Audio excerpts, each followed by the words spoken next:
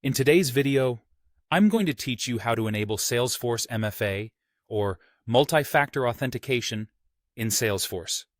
This process is quick and easy. Let's dive right in and ensure your Salesforce account is more secure. First, you'll need to head over to the Salesforce website. Once there, log into your account using your usual login credentials. After logging in, I want you to direct your attention to the top right corner of the page. Here, you will spot the Quick Settings icon. It looks like a small gear symbol. Go ahead and click on that. This action will bring up a drop-down menu. From this drop-down menu, select the option labeled Open Setup to move forward with the process. Now, you've entered a more detailed setup environment where you can manage different aspects of your Salesforce account. At this point, locate the search bar. You'll need to type in the phrase Identity Verification. This step is crucial for finding the next setup option. Upon hitting Enter, you should see Identity Verification appear as a selectable option. Click on it, and this will take you to the Identity Settings page.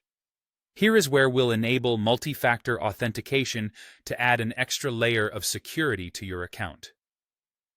Now, take a moment to look over the settings on this page. What you're looking for is a setting labeled Require Multi-Factor Authentication. This is the specific option you need to focus on. By checking this box, you're empowering your account with a stricter login process.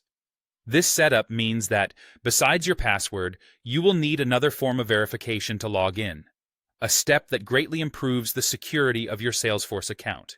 So, make sure to check the box next to this option. You're almost done. After checking the box to enable MFA, your final step is to look for the Save button. Click on this to secure all the changes you've made. And just like that, you've successfully turned on multi-factor authentication for your Salesforce account. This added layer of security is crucial as it significantly reduces the risk of unauthorized access by requiring not just your password, but another form of verification. Typically, this could be a text message, an email, or an authentication app on your phone. Not only does this protect your sensitive business information, but it also provides peace of mind knowing your data is under an extra layer of security. While this setup process is straightforward, remember that implementing MFA is a recommended best practice for anyone handling sensitive data. By following these steps, you've taken an important step towards safeguarding your Salesforce environment. I hope you found this walkthrough helpful and easy to follow. Thanks for tuning in, and be sure to check back for more how-to guides on optimizing your Salesforce experience and enhancing your security protocols. Have a great day.